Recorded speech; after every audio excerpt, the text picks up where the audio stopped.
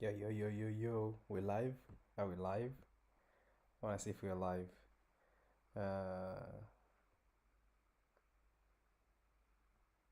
hmm,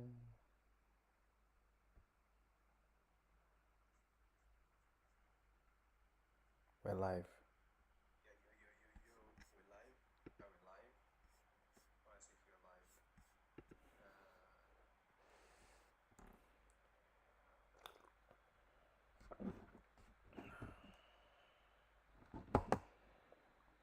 Just gonna get my cup of tea first. We're.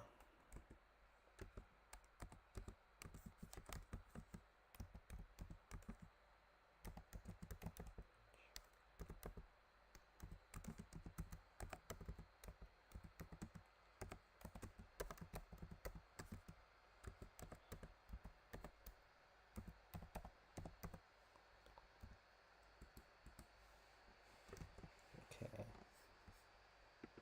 Let's get this YouTube link shared with the rest of the world. See if people can join us. You know? Um,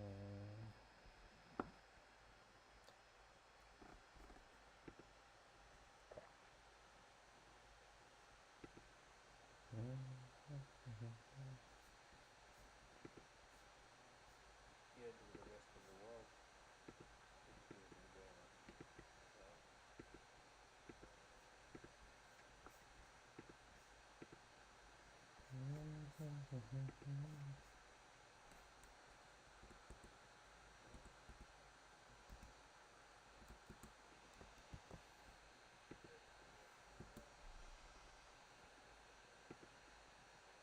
How you doing? How you doing, everybody? I'm just doing all my social media because we are live on Kickstarter today.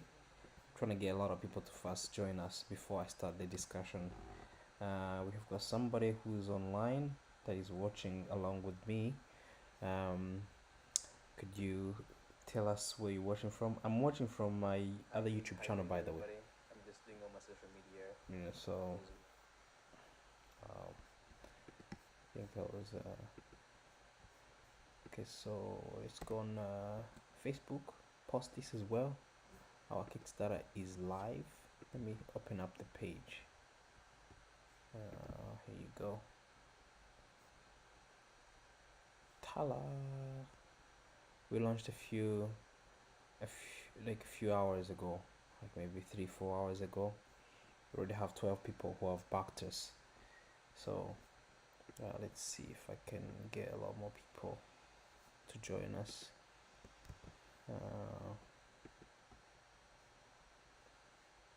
Let me get the dub cover added.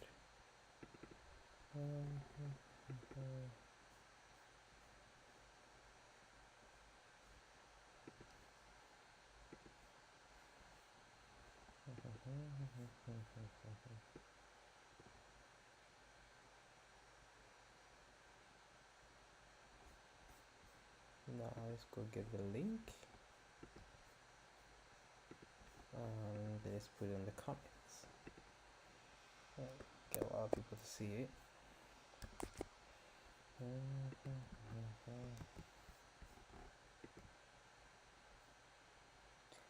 Yes, I'm back. Yes, I'm back, and today we're not gonna be looking at kelpies. Today we're gonna be looking at my character design. Um, so my character design, which characters I'm bringing up today? Because obviously it's Stormloch launch day. I thought I'd bring up my original characters. Yes, I'm back. Lopez, what's up? What's going on? I'm live streaming from one part section of our house, and it's way quieter, so I kind of changed location today.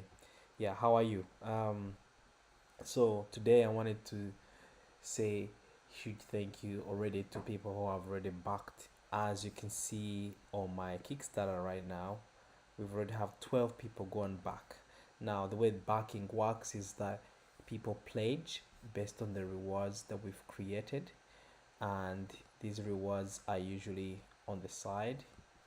So if you go to the campaign and you go on the side here, you can pledge for as little as £1, or play it for a digital copy for pounds. So you choose a tier from all these, and then what happens is Kickstarter does not charge you until the end of the campaign, which is 30 days.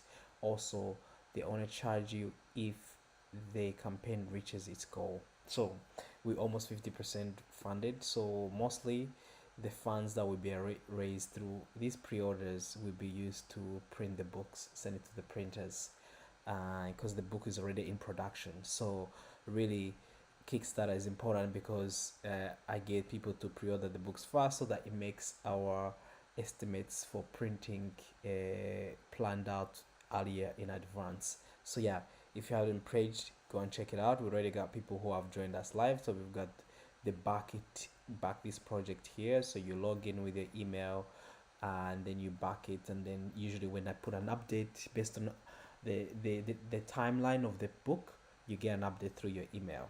uh, I'm doing really well. It's a good evening. I'm drinking some green tea,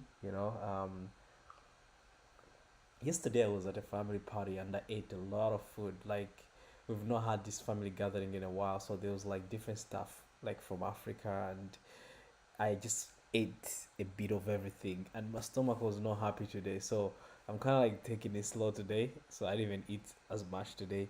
But yeah, green tea right here. But anyway, let's go to the character design.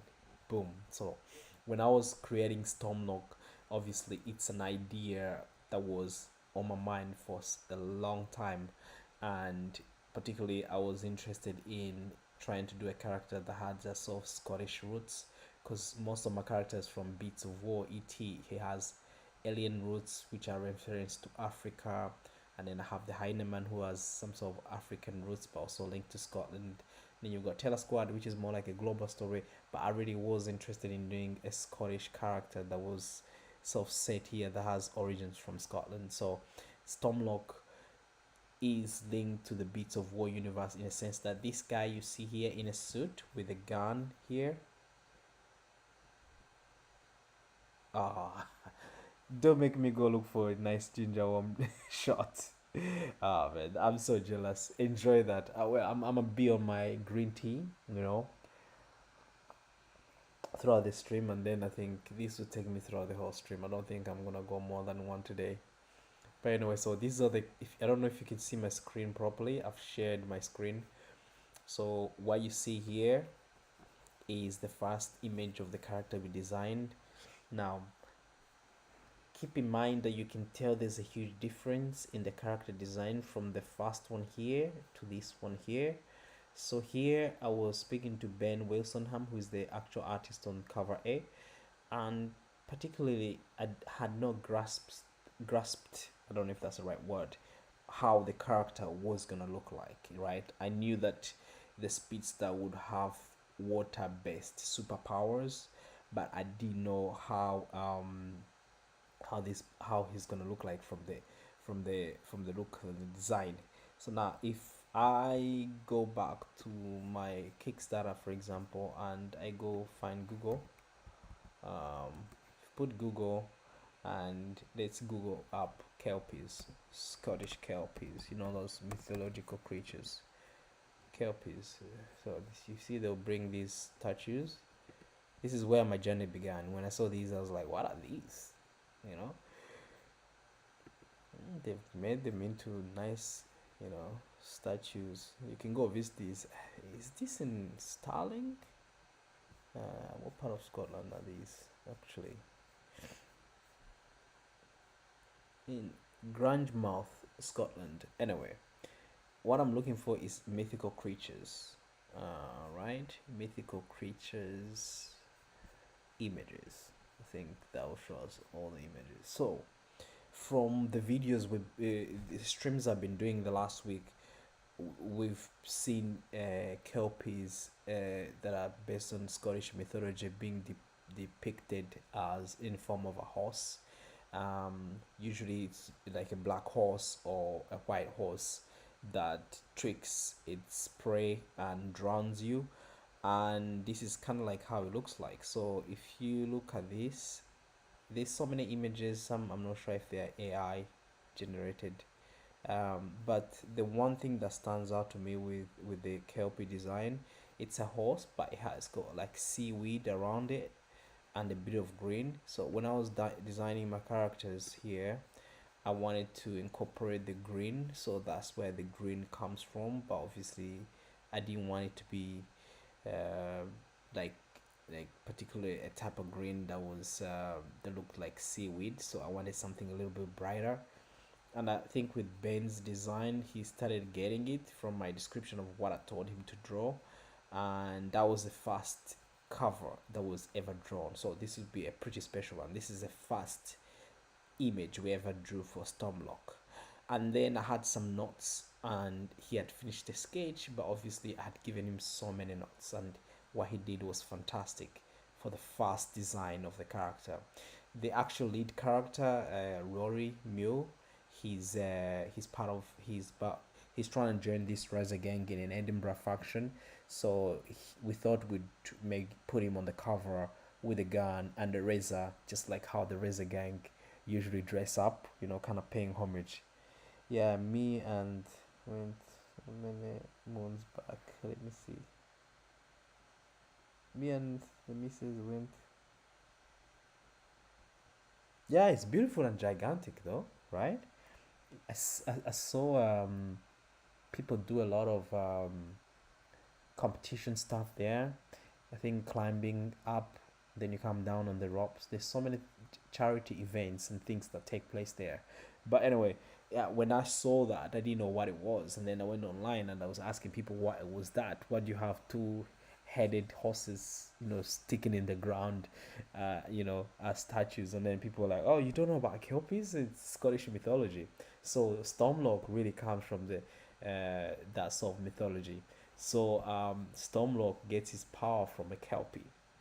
So I wanted to change things around from how people see the kelpies and make them like good creatures. Because obviously, my belief is with every mythical creature, whether real or not, obviously that's why I call it a myth.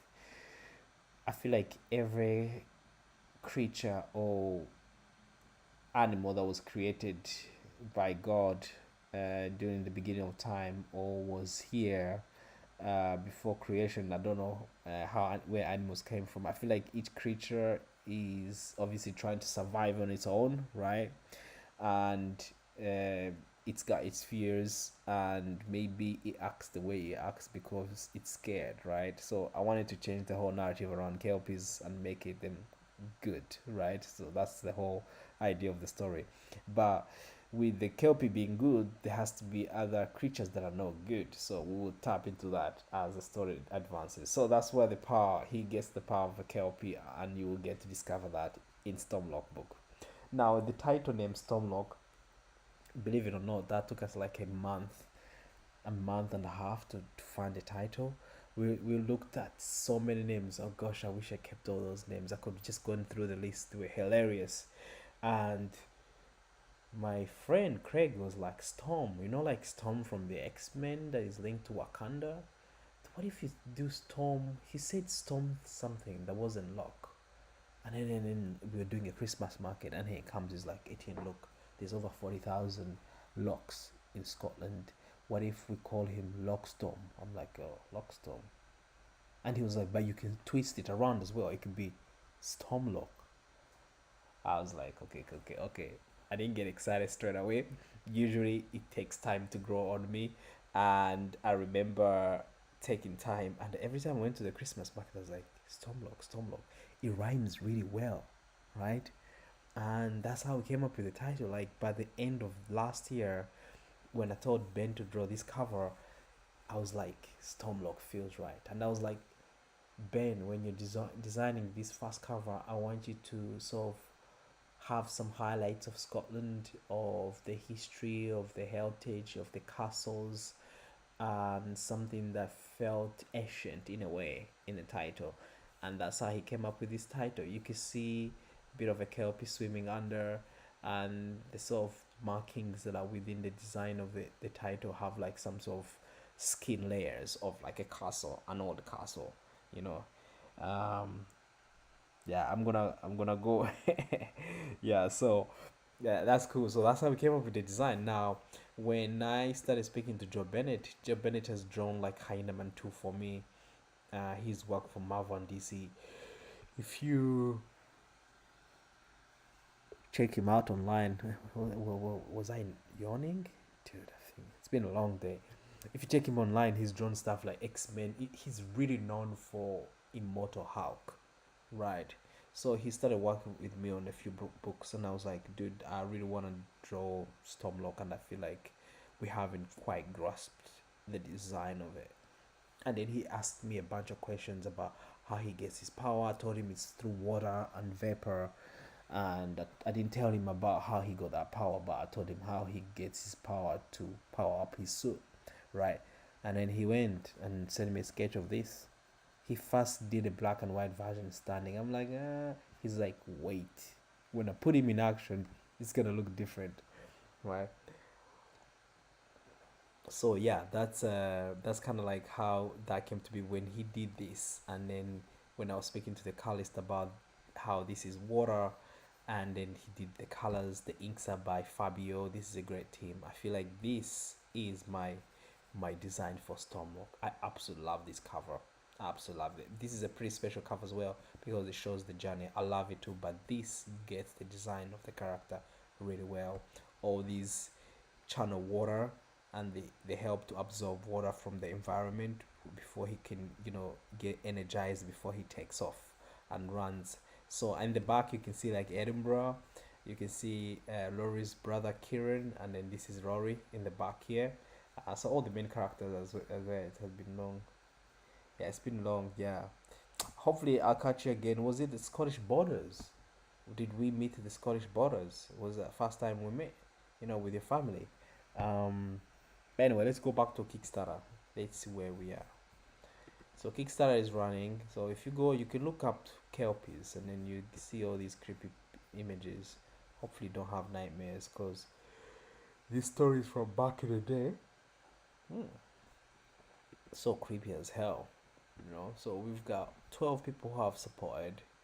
To be honest with you, I think this is like my second year doing doing a Kickstarter. So I'm really grateful to people who have been supporting. And let's see. That's Facebook. We already shared that out there. Now, so let's look at the rewards and what's on Kickstarter. So you got digital copy with cover A, and then we have Stormlock physical cover. Apologies, long day. Then we have cover B by Joe Bennett. This comes signed, by the way. And then we have the KLP digital bundle. So this is £20, and this has a digital copy of issue 1 of Stormlock. It's got a digital copy of Beats of War Volume 1, which is 100 pages, and it's got a digital copy of Beats of War Volume 2, which will be 108 pages. So these are all digital bundle, £20 for all that. 230 pages, no, 200, yeah, more than 30 pages. And then the KLP physical bundle that gives you all the physical copies. So get physical copies of Stormlock, Beats of War Volume 1 and Volume 2, over 250 pages of story and extra behind scenes of world building, right? So that's £40. And then the KLP, the complete KLP bundle, which is you get cover A and cover B all signed, and then you get the volume 1 and volume 2 of Beats of War, and then Beats of War Volume 1 in this bundle, it comes with a free trading card. So you get a free trading card if you back that. Now we have the biggest KLP club, which is the biggest one. What do we get from there? So you get everything from the previous tier, and then the bottom, you get 2 t-shirts from our campaign. So you choose a size at the checkout. Like when you finish backing us, you wait until the end of the campaign. So once you do the survey, you can sort of like decide what sizes, what t-shirts type do you want from the two. and also you get extra four A5 art prints of all the covers. So all these covers will be printed in A5 and will be in art form. They'll come with your order. So that's the at 120. So as much as we have a lot of these rewards, we usually also do little add-ons, and add-ons are really good because it means that if you miss the previous campaign, you can always pick up a few things from here. Not every book from the previous campaign or the previous campaigns we did, but in this we have um all the 5 issues of Beats of War, like issue 1 to 5 in digital format. We have them in physical format as well, and then also we have a digital format of Hyena Man 1 and 2, so you can add that on as well. And let's see another add-on that we have. So these are the physical copies, and then with this as well we have a blank version for Stormloch. If you want a blank version for Stormloch, usually that has issue 1, and then you get an artist to draw something for you at Comic-Con. So we have that in the add-on section. We also have an A5 print of the cover B and cover A, so you can add that on. You can also add on volume 1 of Beats of War, which is a collected edition of each 1 to 5. Now that's pretty special because it's got a forward word by Grant Morrison, who's known a comic book writer from Scotland. So he did an introduction to volume 1, and that's the cover there.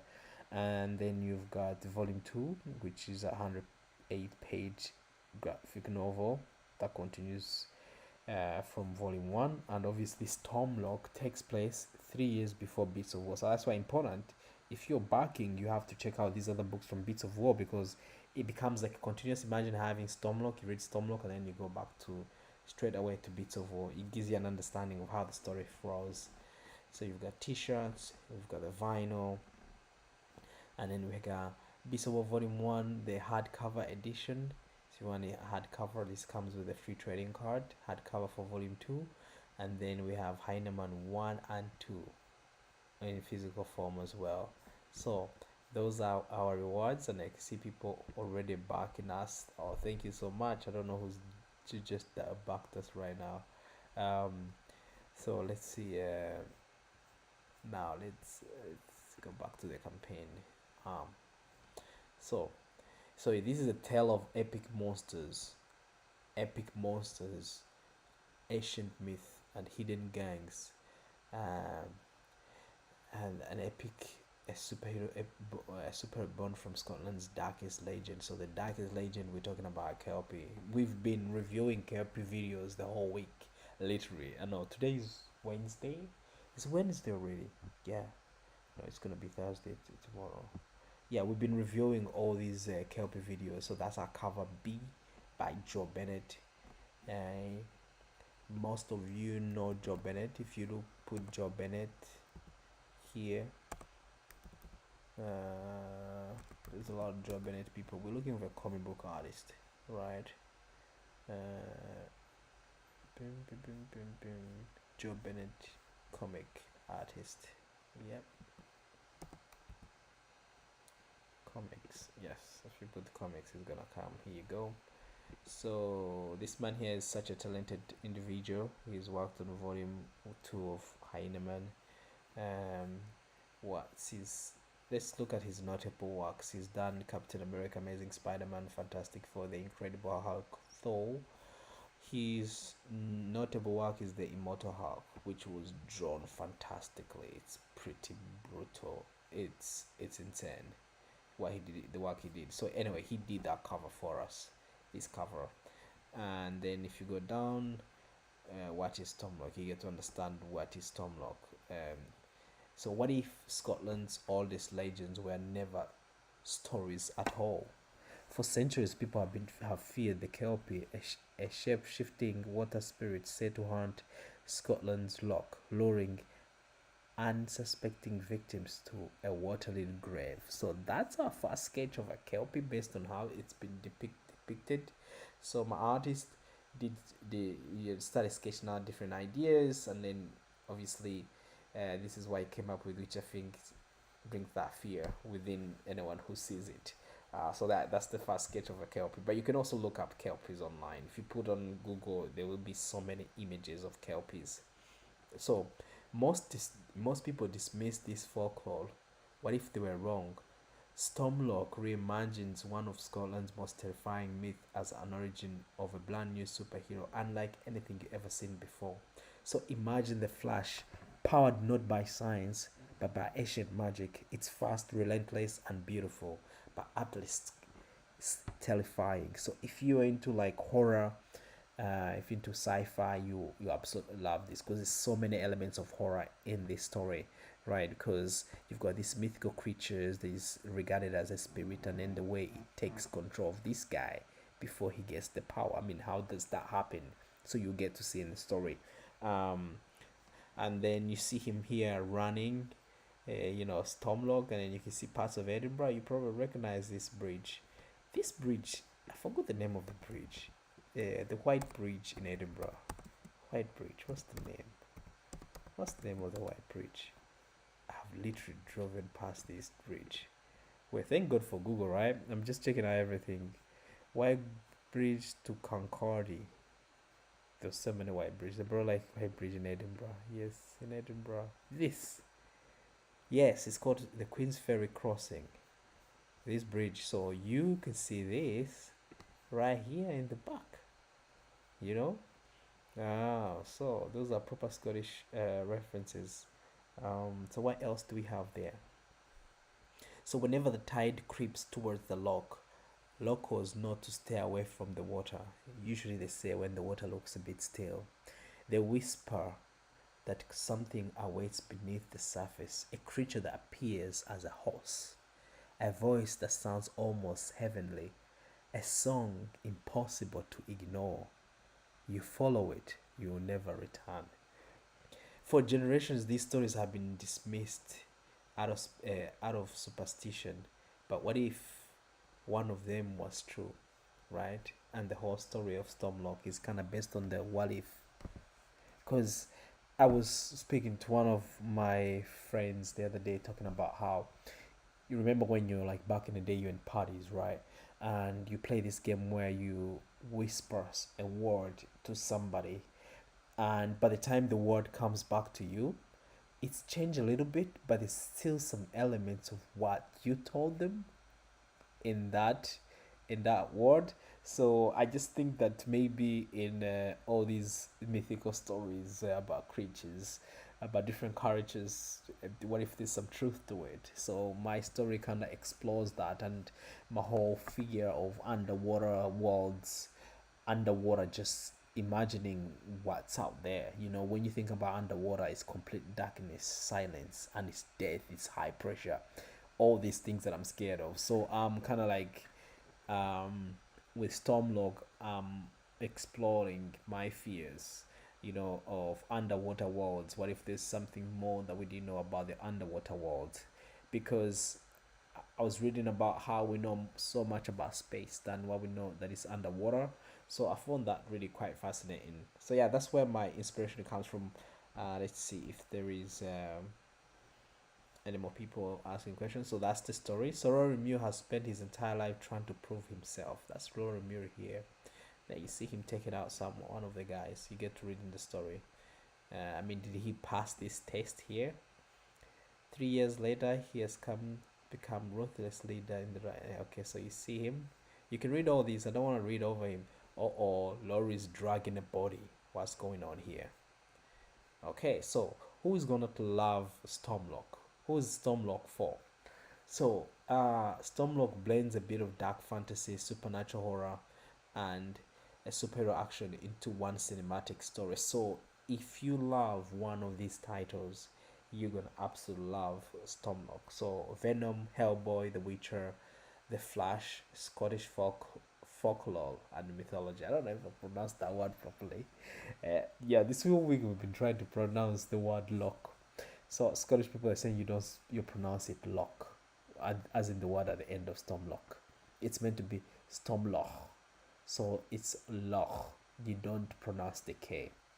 I don't know. There's been a lot of explanations online. Go look it up.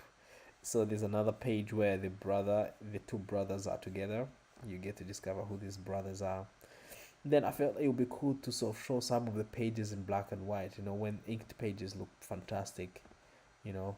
So if you're new to the Etianverse, so Stormloch is 3 years before Beats of War, like I said. So with this campaign, you get a chance to add on Beats of War books, and that's really something that is exciting for people who are discovering us for the first time. Now, there's a lot of press around some of my work, so if you go through here, you can see some of the stuff written about me. And Macamilla gave me a big shout out one time, which was pretty cool. And then these are the rewards. Like, we've been going through all the rewards. You can see cover A, cover B, or the issues of issue 1 to 5 of Beats of War, and volume 1 of Beats of War, which collects all these 5 issues in one book. It's gonna be 100 pages, but with extra behind scenes pages. And this has a forward one by Grant Morrison. So Grant Morrison was kind enough to do an intro. So that's the cover here, and you can see the two heroes flying over Glasgow somewhere near Central Station. And then these are the interior pages of Beats of War, volume 1. And then you've got volume 2, another cover by Joe Bennett. You can tell I love Joe Bennett's art. I feel like he captures my characters really well. This is some of the interiors from volume 2, colored pages. It's gonna be 100 pages. And then for those who missed the campaign for Hyena Man, you can get Hyena Man 1 cover A, an Afrofuturistic saga. You know, this was drawn by Ben Wilsonham. That's volume 1. Then volume 2, drawn by Joe Bennett. Joe Bennett is going to be doing the series going forward. So that's the art by Joe Bennett. And if you go down, we've got some cool t-shirts, obviously. The Kelp t-shirt, the title logo t-shirt.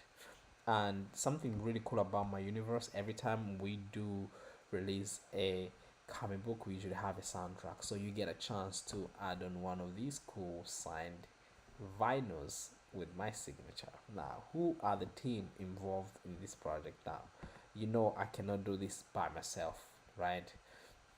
I usually have people helping me in the back, because making comic book, it's not as simple as people think it is, right? So we have myself, who's the creator and writer. I took this photo in Paisley at Comic Con. And then you've got John Cardoso, who is an artist from Brazil. We met through Joe Bennett, because I was speaking to Joe Bennett. I was telling him what other story I wanted to do, and he sent me some of his work. So apologies. So when I saw his work, I was not convinced yet. So I asked for a test page. I usually ask for a test page. So he sent me a test page. I was like, oh, this is fantastic. Do you know what page he did first? This is the first page he did. I was like, you need to find one dramatic page and show me. I'm a big fan of action, so I want to make sure that I'm excited when I see it. So when he showed me that, that's him. I was like, dude, I'm sold. Now, this is my editor and story consultant. Craig told me all these cool places in Edinburgh. He schooled me on Scottish mythology. Craig is a good collaborator, a good editor. He saw my story and where I wanted to take the story, and he made it 10 times better. Craig and I have collaborated on Hyena Man. He's a co-writer on Hyena Man 1 to 5, and he's a fan of Scottish mythology. And him and I were talking about how we have to really tell these Scottish stories, because it's not really there in the comic book media. I mean, people in Japan are killing it with manga, with their stories. In America, they're killing it, but there's no Scottish stories from Scotland. And me coming from Africa, it's a great opportunity to, highlight these two places I call home. You've got Africa and you've got Scotland, which is fantastic. And then I wanted to add in McAllis, but McAllis he's a bit busy doing all the colors. He couldn't send me his bio and photo, but there's a colorist involved as well who's helped us bring this together. So yeah, this is Stormloch is live. We have obviously a 750 target, but if it goes beyond this, is great. That means we can print more books, and it can send more books to people who get a chance to have them. So we're so excited. We're so grateful that we get to do this stuff full time. And let me see if I've got some questions in the chat, because I've got 4 people watching. So our Kickstarter is live, and if you are joining us for the first time, this is Stormloch, a Scottish horror and fantasy series. It's a tale of epic monsters, mythical creatures, and some fearsome warriors, outlaws, sorry, who have lived for generations. So the outlaws are the Razor Gang, the mythical creatures and monsters. We're talking about Kelpies of Scotland. I mean, do you know Kelpies of Scotland? Oh, these creatures are for real, you know. So I wanted to explore that. So before I continue, there is a video that is part of my campaign that I'm gonna play. And for those who have not had me talk about what the campaign is about, then this is kind of like a good time for you to kind of get that update. So here we go.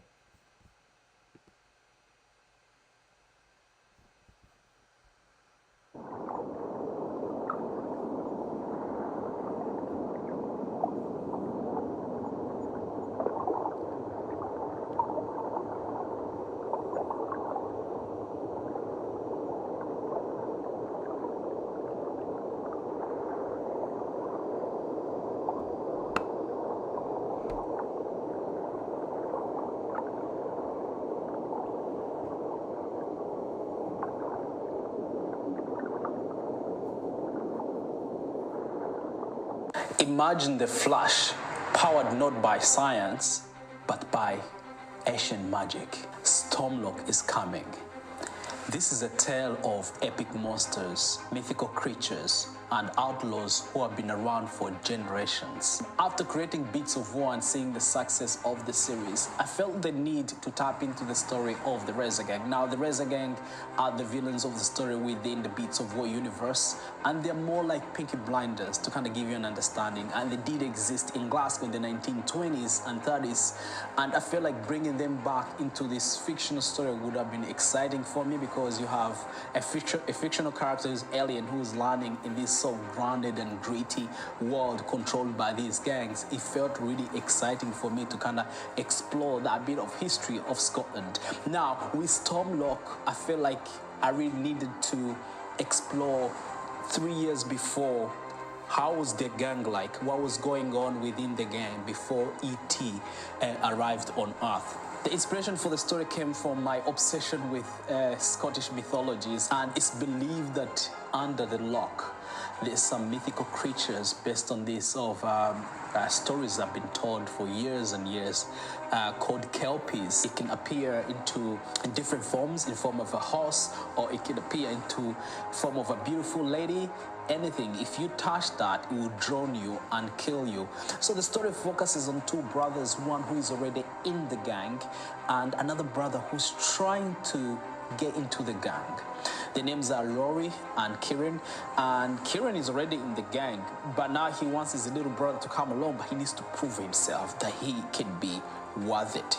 Now, the tagline for this is born a villain and chosen to be a hero. As a fan of superhero stories, I feel like even though I wanted to tell the story of the Razor Gang that kind of touched on who they are and how they ran their operation, I still wanted to blend in that sci-fi, that superhero element in there, but obviously it's terrifying because it's got that some horror stories linked to these mythical creatures of Kelpies. So all that inspired me to create Stormloch. So Stormloch is seen in this issue become that character. In this issue, it's a parallel story. So you've got these two roads. He needs to choose if he wants to join the gang. He has to choose if he has to become the hero. Obviously, the road of a hero is chosen for him by the Kelpie. And I want you guys to check this out. It's a lot of fun. It's original. For me, creating this character, I wanted to sort of create something that I've never seen before, but also something that was inspired by a lot of superhero stories that I love. If you love Venom, if you love The Witcher, Peaky Blinders, and you love Scottish mythology, and Hellboy, you absolutely love Stormloch. It's fast, relentless, beautiful, and utterly terrifying. If you're a fan of horror, you will absolutely love this. If you're a fan of sci-fi, you will absolutely love this. If you're looking to discover new stories that are different and original, Stormloch is for you.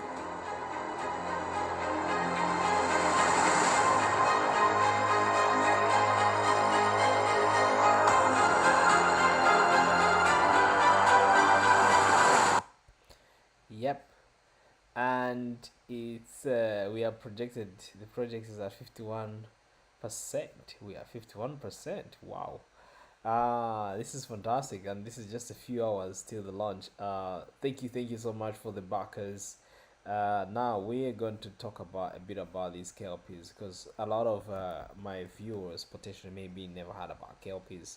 Now, if you put on Google kelpies, right, what comes up? Kelpies. Kelpies of Scotland. There's these sculptures that were made. We call them sculptures or statues, whatever. This is where my journey started when I saw these. Actually, you can see how gigantic they are. You know, you could fit people in here. Look, people took a photo. You see them here. But these are based on actual Kelpie mythical creatures of Scotland that are in form of a horse. Here we go.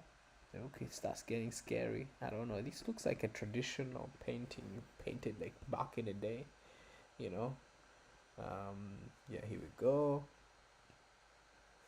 And yes, this is how it looks like. It's sort of in the form of a horse with a lot of seaweed around it. Now sometimes they give it red eyes, so if you can see my character design for Stormloch on the cover, he's got a bit of red embedded within his suit, so he's got the power of the Kelpie. That's where my imagination goes, but for me I wanted to kind of turn into something more positive, so my Kelpie power is something heroic. It's not something dark like it looks here. So that's the proper imagine of how Kelpie would look like. You know, seaweed around it, these eyes, and it's underwater with, you know, sharp teeth. You know, you never seen a horse like that. I mean, I love horses, but never seen a horse that looks that scary, right? So these are Kelpies.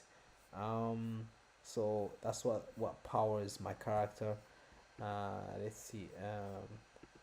There's some videos now that I saw. Videos, Kelpies of Scotland. Kelpies of Scotland. I'm gonna introduce my American friends, especially who are just being schooled on Scottish mythology. I'm gonna show you some of these stories. There's a video I stumbled upon and I didn't get a chance to finish it. Just covering. So this is straight over. I'm a big fan of Reaperverse and the Sosko sisters. You see, they're posting stuff. Go give them a follow. Good creators out there. Also, I'm doing a story with the Sosko sisters, which is a story of E.T.'s sister called Symphony of Tears. It's on pre-order on our website. Go check it out. So let me see. So Kelpies. I don't want these. I'm looking for actual stories about the mythical creatures and what they do. Okay, this looks interesting.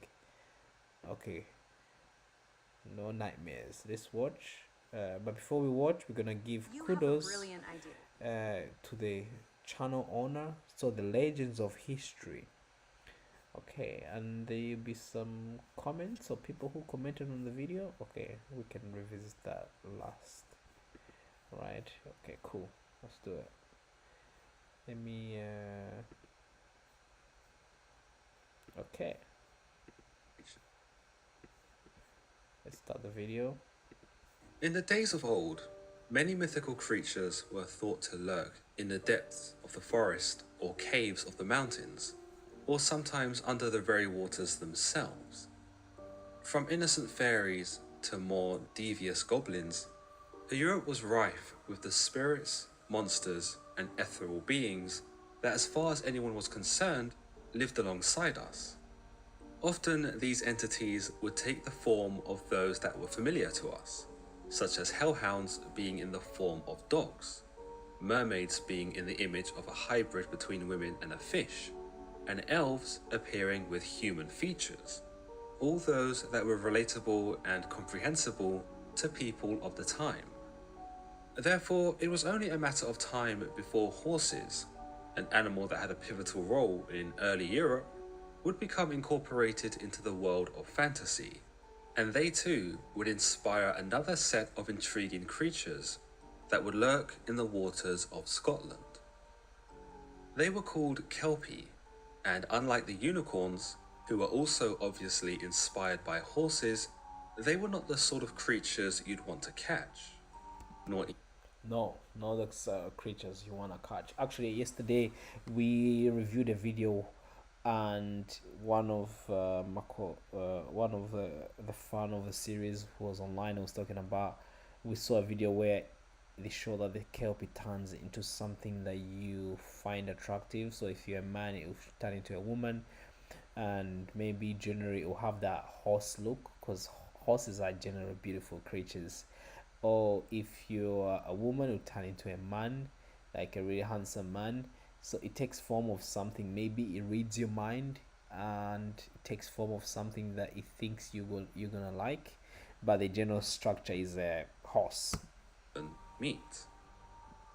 The kelpie is regarded as a shape-shifting spirit that lurks in the lakes in the Scottish Isles, and whilst its base form is a horse, its association with the water earns it a fish-like body. With its physiology, the kelpie is believed to be capable of living both in the water and on land. The colour of the horse can also differ, depending on the region in Scotland, with some believing the beast to be a muscular black stallion, and others believing it to be slender and white, with the ability to sing. A mane of serpents is also another trope commonly associated with the kelpie, furthermore contributing to its sinister characteristics. Amongst this, the hooves of the creature are thought to be backwards, usually in the cases of kelpie who appear as regular horses without the anatomy of a fish. Other imaginings of the kelpie describe it as being able to take on the form of a human, but that the human's feet will remain as hooves. Wow. Because of its maintaining of its hooves whilst in human form, there have been associations of the kelpie to that of the devil, as well as being thought of as a demonic spirit in some beliefs. The neck of the kelpie is an interesting feature that plays a substantial role in some tales, where it is able to extend the length of its neck to carry multiple victims into the depths of the water. Wow. In many tales, these victims are usually children, those that are fascinated by the sight of the kelpie and each clamber onto its back. Here there is usually one boy who remains on the shore, who reaches out to pet the kelpie, but when he does, his hand becomes stuck to its neck. In some variations, the boy is thought to cut off his own hand once he realizes that the kelpie has bad intentions. The boy usually survives this encounter, but his friends, who have already mounted the beast, are taken asunder and drowned. Another account exists of the same story, but with the modification that the boy had a Bible in his back pocket, thus enabling him with the strength to sever his hand from the horse in the first place. This version, though, is usually thought to be a tale told to children to prevent them from skipping church on a Sunday, in favour of juvenile adventures with their friends. Naturally, with these ideas, the kelpie is often regarded as an evil water horse, one who preys on the unsuspecting and seeks to lure them into the waters.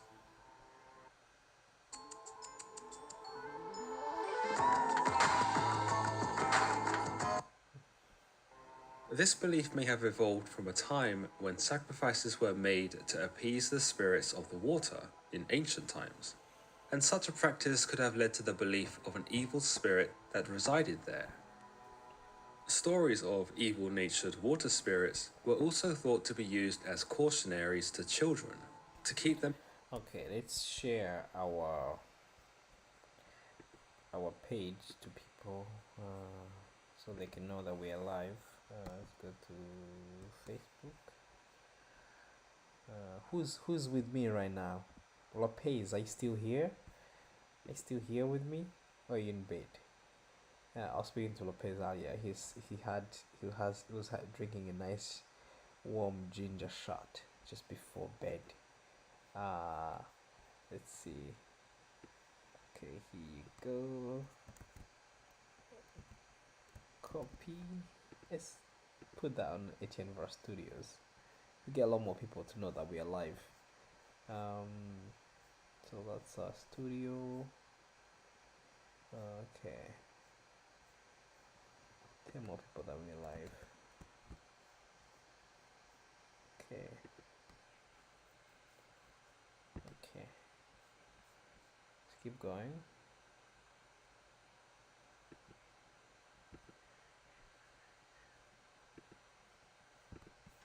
Away from the lakes and the dangers of drowning.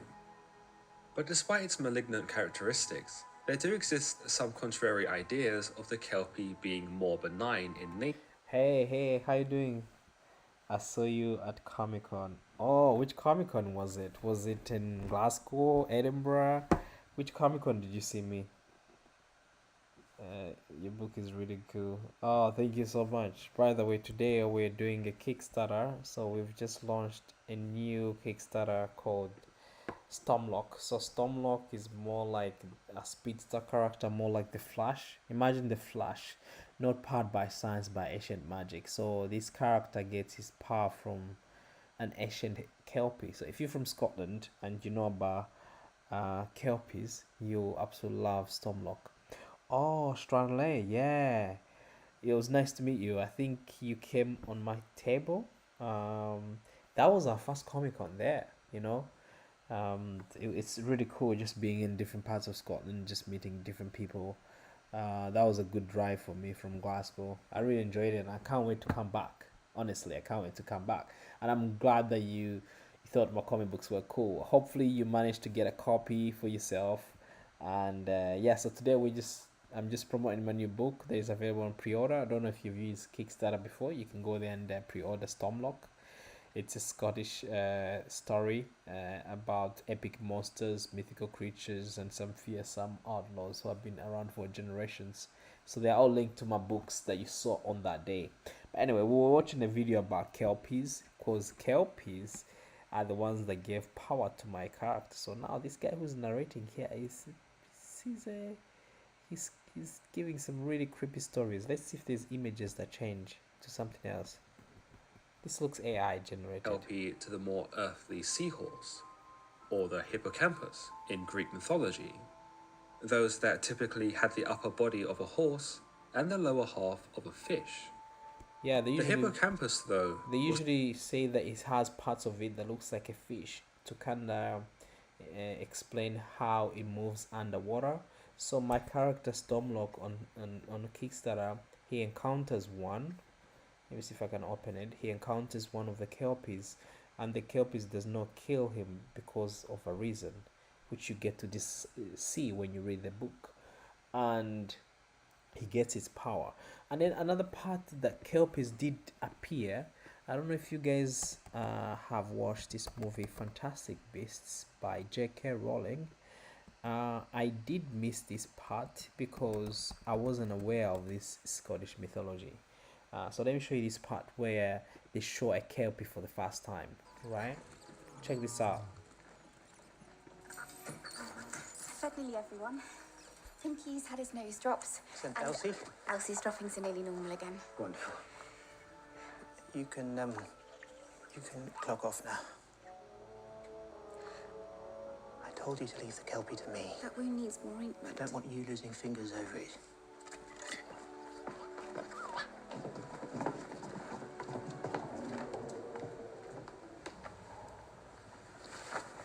Seriously, you go home now, Bunty. You must be exhausted.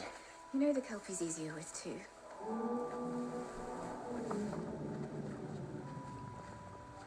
Perhaps you should take off your shirt. I need to watch this movie again. Don't worry. I'll dry off quick enough. Come on.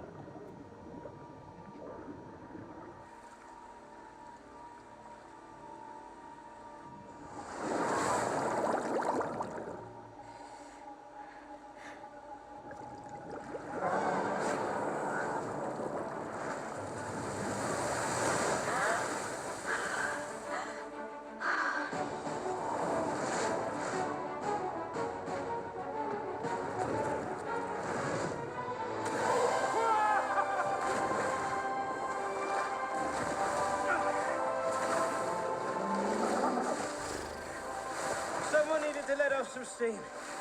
I'm in, Bunty.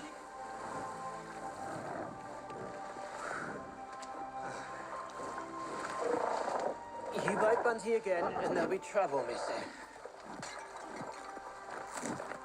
What was that? I don't know. But I want you. That's how I'm in, Bunty. the kelpie looks.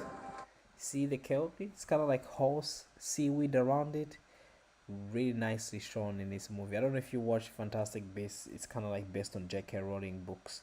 That's the first time you see a kelpie. So my character Stormloch gets power from a kelpie. So they are part of the Scottish mythology stories. So I thought, being from Scotland, it would be really cool to sort of draw inspiration from something like that. So obviously, apart from kelpies, there's other sort of scary stories about things that are under the rock, like mythical creatures.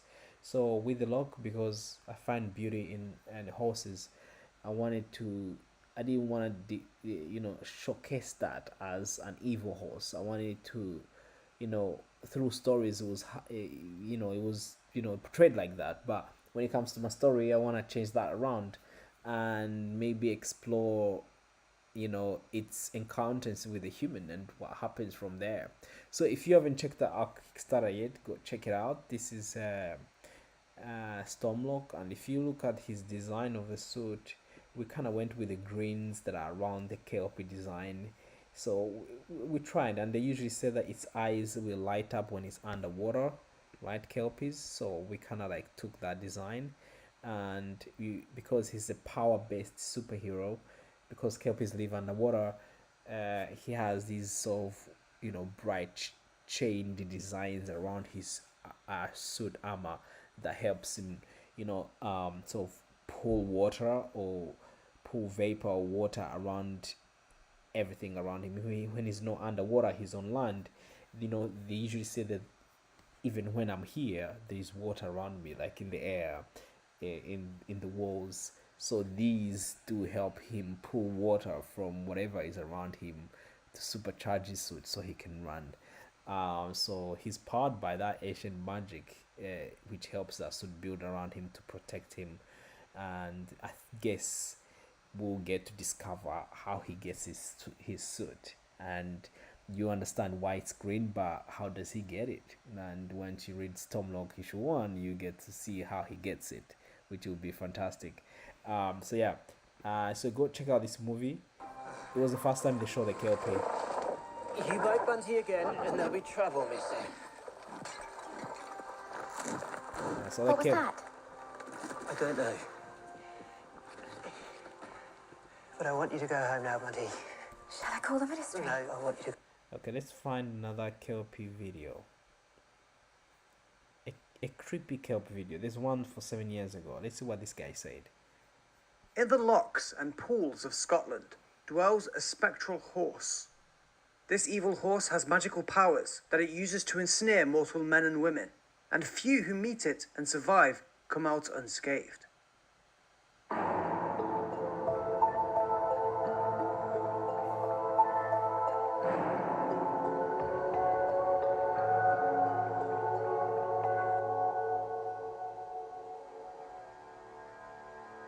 Kelpies are aquatic mythical creatures. Their name means colt or young male horse. They are mystical horses that live within all the lochs, pools and rivers of Scotland. Kelpies are considered so common, in fact, that almost every body of water within Scotland has a kelpie tale associated with it. The motive of these creatures differs depending on the tale, but usually the goal of a kelpie is companionship, murder, or oftentimes both. The kelpies themselves are white. That's exactly how I saw it for the first time. But obviously seaweed. Black, and they always have a wet, dripping mane, even when on land. They are powerful beasts, 10 times stronger than regular horses. With 10 times stronger than regular horses. That means it's fast as hell. Can you imagine how that would swim underwater? So now taking that power and giving it to Stormloch. That's fantastic. Let's see. stamina of many more than that. When their tails enter water, they deliver a booming roar of thunder, and once submerged, they wail a dying wail to draw in prey. Physical contact with any part of them binds their flesh to the person touching, meaning there is absolutely no escape from a Kelpie once fallen into their trap. A Kelpie can trick people to climb onto its back and attempt to ride it. It stands looking calm on a water's edge, usually appearing to those that are tired and in need of rest. It can show itself to the sick, the lame, or those simply seeking to cross through shallow water untarnished. Their prey sees a beautiful, abandoned horse, and they approach it hand outstretched to ride. With this, their doom is sealed. With its victim unable to detach from it, the Kelpie strides off quickly to deep water and submerges to drown anyone clasped to its back. Some tales tell of it eating its victims and spitting out their entrails onto the shore. Others simply regard that the poor souls are never seen again. A quite famous rendition tells of a group of young boys, sons of chieftains and kings, who all climbed aboard the back of a Kelpie at once. One boy managed to escape by cutting off his own fingers before being dragged to the depth. Yeah, the boy who escaped by cutting off their fingers. I've heard this multiple times. I mean, that can't just be made up, right? Because the way they get to the story of the boy cutting their fingers off is different, right? But it keeps coming back that there was a kid who was able to escape it. But where the kid get the knife from to cut off their fingers, you know, it kind of sounds made up. Maybe if kids back in the day used to carry knives around, you know, just for hunting, whatever. I don't know. You correct me if I'm wrong. All he heard as the Kelpie disappeared was the joyous laughter of the other ignorant boys, still riding on its back. Kelpies are notable for having a number of diverse water-based magical powers. They can sometimes run on top of the water as they carry their victims, or they can raise floods and waves to wash people away to drown. Perhaps the most famed ability of theirs, though, is their aptitude for transformation.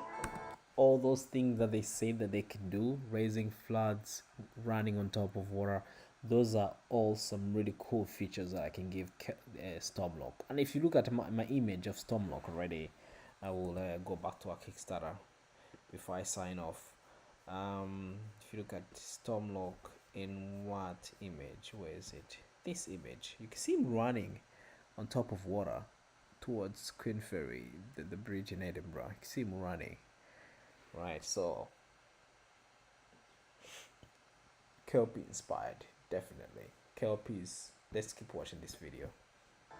The Kelpie's ability to transform means that both their motives for companionship or murder can be easily achieved in the form of a human. For companionship specifically, the Kelpie can appear as a powerful, lordly-looking man, beautiful and gracious, only distinguishable by seaweed matted in his hair. The creature entices young women with majestic splendor to ensnare them to an unbreakable, often deadly affection. Pete Beresford Ellis, in his book on Celtic myths, goes into further detail with this. He talks about how the Kelpie purposefully sheds a tear and asks a young girl to wipe the tear away for him. The touching of the tear becomes a bond of love that entraps the girl. In Ellis's rendition, a Kelpie can only remain in human form until the setting of the sun as well, after which it must return to the water as a horse. Seeing the Kelpie in its horse form can free the victim from their bonds of attraction, meaning the Kelpie must continuously make sure that doesn't happen by leaving for the water before sunset. Where do you want to go in your career? It's quite interesting. They have to leave for the water before the sun sets. Okay. The power to transform has also led to other ways that the Kelpie can murder its prey. The creature can become a brutish, hairy man that kills its victims by crushing them in a vice-like grip before taking them into the water. It can become a beautiful, naked woman and trick lusting men into swimming with it, only to drag them to their untimely end. Again, it can become a handsome and powerful young man, but this time for altogether more grisly reasons.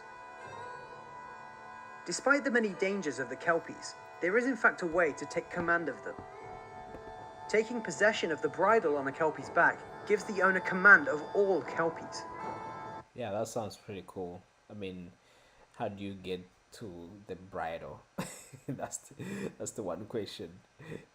Yeah, so the Kelpies really look interesting. Let me see if let's watch the rest of the video and see if there's have any questions here for anybody that has any questions. I've got two more, like three people watching. Who's watching? Are you enjoying this discussion about kelpies?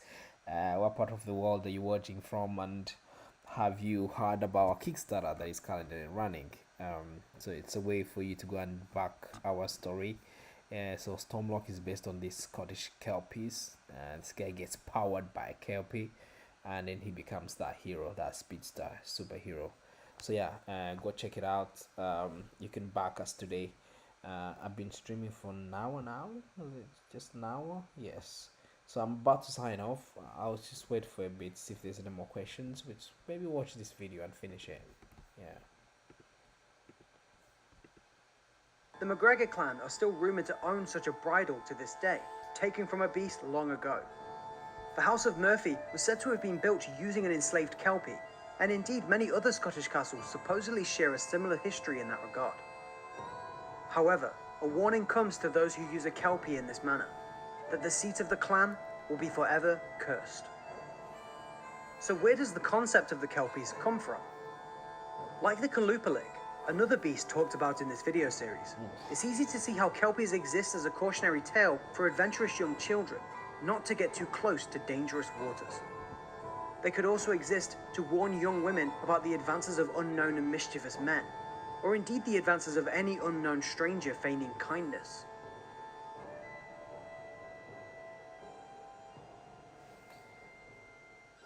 I like how this guy gave us a warning before he took us to those sculptures that were made of kelpies. So I've been there, I saw those, they are quite fun. It's so huge. Oh my god. Look. The kelpies are still very much alive in the hearts and minds of Scottish people. Yeah. This is in no small part thanks to the enormous monuments built for them back in 2013. Me and Stakona had the chance to go and visit them on the tail end of December last year. Pretty incredible.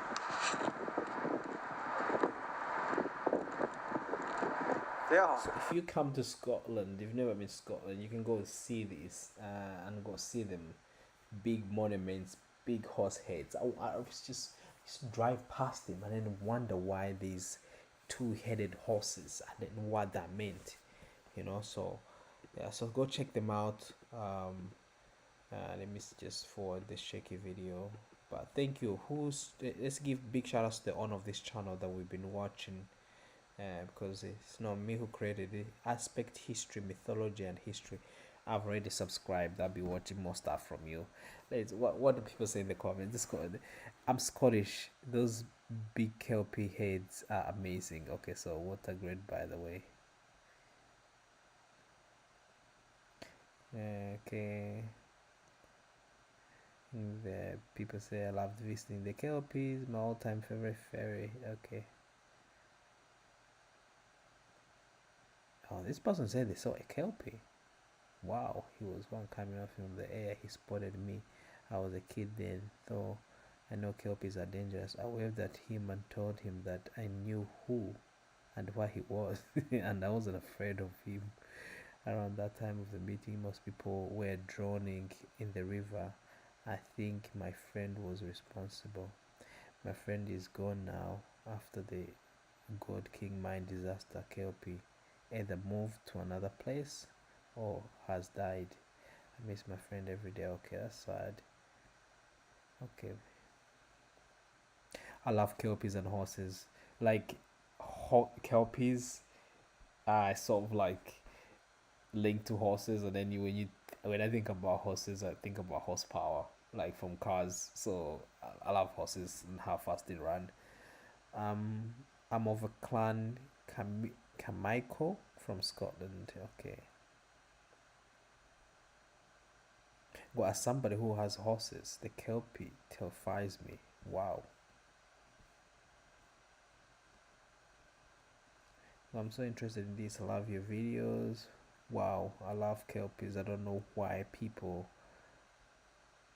Maybe because I love horses. Yeah, there's usually that people who love horses will automatically love kelpies because obviously they've got that horse vibe. But even if you love those horses, if you see horses near the water or near the loch, please do not go touch them. Don't get close, especially at night time. So yeah, thank you for those who are signed in today. It's been a great stream. We had a few people returning. Backers are coming in. Yeah, we just a few hours since the campaign started. I'm gonna be signing off in a bit, but yeah, thank you so much for supporting. Tomorrow I'll potentially do another stream to just kind of see, you know, we've cost 50%. Now we just kind of like have to keep pushing to see where we can take this. So yeah, thank you so much for the pre-orders. This is a new character that is gonna shake up things in the Etianverse, and I'm really excited to be introducing this character to new audiences. So signing out. Whatever part of the world you're in, have a good day, good night, and